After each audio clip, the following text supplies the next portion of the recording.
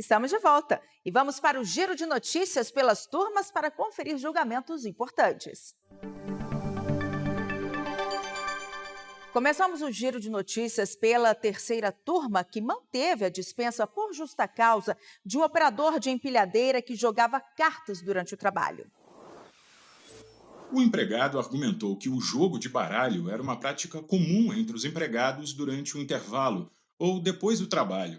Mas a empresa alegou que no dia da dispensa, o trabalhador foi surpreendido jogando cartas com outros 3 funcionários durante o expediente. As filmagens das câmeras de segurança demonstraram que a prática era comum e ocorreu mais de uma vez no horário de trabalho. O Tribunal Regional do Trabalho da 15ª Região em Campinas, São Paulo, entendeu que a conduta configurou falta grave e manteve a justa causa. A Justiça analisou as imagens e verificou que, no dia da dispensa, os empregados improvisaram uma mesa e assentos e permaneceram jogando cartas por cerca de meia hora. Depois, se levantaram rapidamente e reorganizaram o ambiente, presumidamente para evitar serem flagrados na situação. No julgamento do recurso de revista do empregado no TST, o relator na terceira turma, ministro Maurício Godinho Delgado, explicou que as instâncias ordinárias afirmam a existência de elementos consistentes para confirmar a justa causa. Dessa forma, conforme estabelece a súmula 126, não é possível ao TST reexaminar fatos e provas dos autos. Nós temos que partir daquilo que foi explicitado pelo TRT. Partindo daquilo que foi explicitado, a justa causa está aplicada adequadamente. Embora não seja uma falta gravíssima, mas ela realmente demonstra uma atitude não contributiva e não participativa do trabalhador de uma maneira séria, né, que é a desídia, o mau procedimento e também a questão do jogo no ambiente de trabalho. A decisão foi unânime. A quarta turma concedeu o adicional de insalubridade em grau máximo a auxiliares de serviços gerais de uma indústria de plásticos. Eles realizavam a limpeza e a higienização de banheiros de grande circulação. Na ação trabalhista, o sindicato da categoria argumentou que o laudo pericial atestou a exposição dos empregados a agentes biológicos, o que equipararia as atividades ao manuseio de lixo urbano. Em defesa, a Mundiana Indústria de Plásticos sustentou que os banheiros não têm grande circulação, pois são utilizados apenas por empregados. A justificativa não convenceu o juízo de primeiro grau, que condenou a empregadora ao pagamento do adicional de insalubridade em grau máximo. No entanto, o Tribunal Regional do Trabalho da 12ª Região em Santa Catarina excluiu o pagamento da condenação. Segundo o TRT, as atividades de asseio, conservação e higienização de banheiros não se enquadram nas disposições do anexo 14 da norma regulamentadora 15 do extinto Ministério do Trabalho. A NR contempla os trabalhadores que, de forma habitual, trabalham na coleta de lixo urbano. O caso chegou então ao Tribunal Superior do Trabalho. O relator do recurso de revista do sindicato na quarta turma, ministro Alexandre Ramos, assinalou que o entendimento pacificado no TST é de que a atividade de limpeza de sanitários e coleta de lixo de locais onde transita número elevado e indistinto de pessoas merece tratamento diferenciado em razão dos riscos de malefícios à saúde no ambiente de trabalho.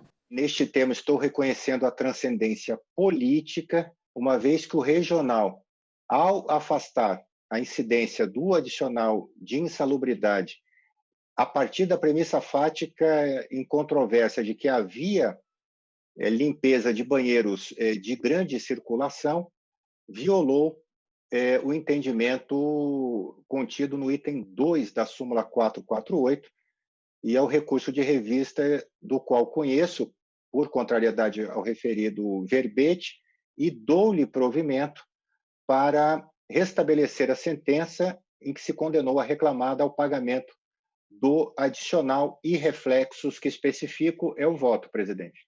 Assim, a quarta turma restabeleceu a condenação que obriga a empresa a pagar o adicional de insalubridade em grau máximo aos auxiliares de serviços gerais. A decisão foi unânime. Um motorista que permanecia no alojamento da empresa não tem direito ao adicional de transferência. A decisão do TRT da Terceira Região foi mantida pela 8ª turma. Na justiça, o profissional alegou que foi contratado para trabalhar em Nova Lima, Minas Gerais, e que foi transferido diversas vezes de cidade. Ele argumentou que, embora não tenha havido mudança de domicílio, o fato de ter morado nos alojamentos da empresa e longe da família nesse período ensejaria o pagamento do adicional de transferência. Segundo o empregado, seria uma forma de compensar o desconforto, já que ele tinha apenas uma folga por semana e era difícil se deslocar para rever os familiares.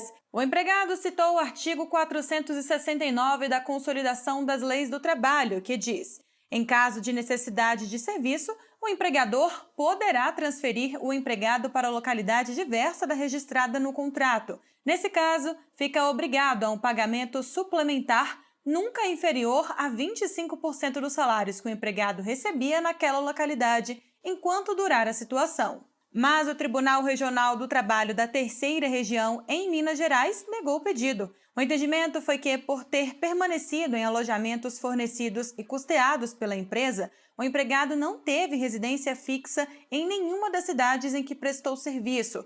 O trabalhador, então, recorreu ao TST, e o relator na 8ª turma, ministro Brito Pereira, manteve a decisão do regional. Segundo o ministro, o caso do empregado não se enquadra no artigo, já que não há registro na decisão do TRT que evidencia a efetiva mudança de domicílio, elemento necessário para receber o adicional. No caso, a permanência do empregado em alojamento leva à conclusão de que não houve alteração na residência do empregado. Dessa forma, por unanimidade, o empregado não vai receber o adicional de transferência. Eu encerro o giro de notícias pela 5ª turma, que determinou o exame de novas provas apresentadas por uma empresa na Bahia. Ela questionava o pagamento de pensão vitalícia a um motorista que obteve novo emprego. De acordo com o processo, o motorista passou a receber pensão vitalícia após um acidente grave durante a limpeza de uma máquina agrícola na Fazenda São Francisco, na Bahia. Na época, a fazenda havia sido condenada pelo TRT da 5ª Região ao pagamento de pensão vitalícia, além de outras reparações em razão da incapacidade permanente do empregado. No Tribunal Superior do Trabalho, a empresa agrícola questionou a pensão vitalícia e apresentou documentos que alegava serem insuficientes para demonstrar que o motorista passou a trabalhar em outra empresa, apesar da incapacidade. Ao julgar o recurso de revista, o relator na 5ª turma, ministro Douglas Alencar, explicou que os documentos são posteriores à decisão do regional e à interposição do recurso de revista ao TST, e que se enquadram, portanto, como documento novo, hipótese prevista na súmula 8 do TST. Segundo o dispositivo, a juntada de documentos na fase recursal só se justifica quando provado o justo impedimento para oportuna apresentação ou se referir a fato posterior à sentença. A empresa trouxe prova documental produzida após a interposição do seu recurso, demonstrando que estava o trabalhador exercendo aquele ofício para o qual reputado incapacitado nestes autos, junto a uma outra empresa que não possuía veículos adaptados, tudo levando a crer que a premissa da incapacidade havia desaparecido.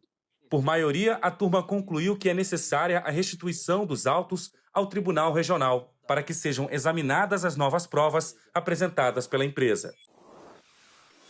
Quer conferir esses e outros julgamentos importantes? Então acesse o canal do TST no YouTube. As sessões são transmitidas ao vivo e depois ficam disponíveis no canal para você acompanhar quando quiser. Acesse youtube.com/TST.